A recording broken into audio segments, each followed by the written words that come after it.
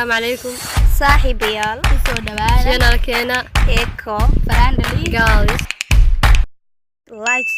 share and subscribe welcome back is another video Echo friendly guys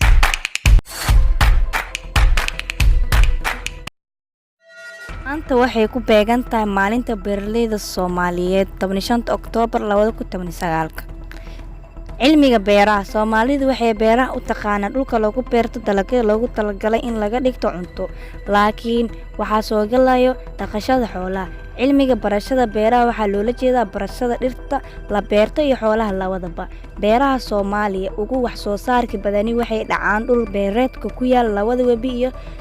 webi Shabeelle iyo Jubba tusaale ahaan Baardheere, Gaaguri, Salakli, Sako, Bu'aale ilaa Dhaytuwaaq ayaa barashada beeraha caan ku ah waxay intooda badan tabcadaan galeeda, sisinta, digirta iyo wixii la mid ah wax soo saarka baaxad weyn ayaa waxay dhacayaan koonfurta Soomaaliya sida gobolada Shabeellada Hoose, Shabeellada Dhexe, Gedo, Baay, Bakool, Jubbada Hoose iyo Jubbada Dhexe waxa kaloo jira gobolka Hiiraan oo asagana ku yaal bartamaha Soomaaliya in dadka badankoodii ay wax soo saarkooda oo ku tiirsan yahay beeraha dalagyada aad loo beerto guud ahaan Soomaaliya ayaa waxa kamid ah galeeda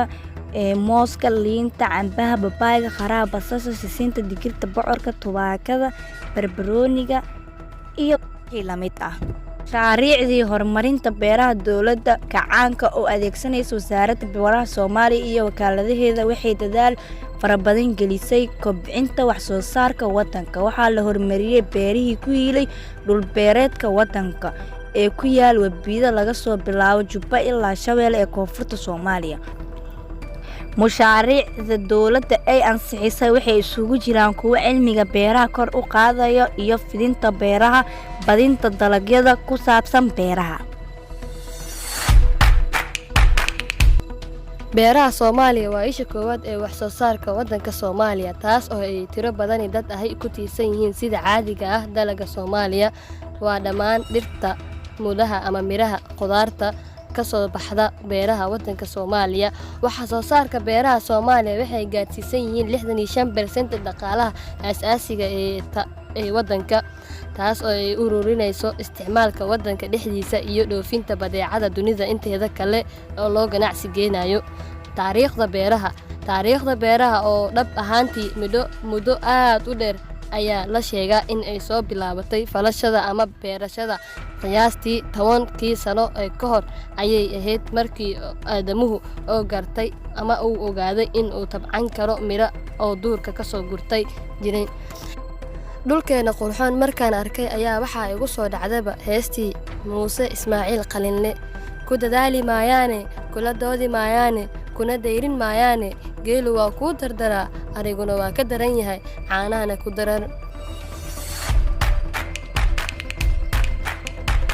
cilmiga beeraha iyo muhiimadda uu leeyahay cilmiga beeraha waa cilmi ka hadla culumta kala gedisan iyo takhasuso fara badan ujeedku yahay si loo bedelo baahida bani'aadamka sida cunada daawada labiska iyo waxyaabaha kale ee bani'aadamka ku faakeysto iyo waliba ilaalinta deegaanka uu ku nool yahay iyadoo la ilaalinayo hoos u dhaca qiimaha deegaanka cilmiga beeraha waxa loo qaybiyaa laba qaybood oo waaweyn qaybta koowaad qayb ka hadlaysa beerashada dhulka botanical qaybta labaad qayb ka hadlaysa wax soo saarka xoolaha zoological muhiimadda beeraha ay u leeyihiin nolosha bani'aadamka beeraha waxay leeyihiin ahmiyad aad u weyn waxaana ka mid ah lambarkoo beeruhu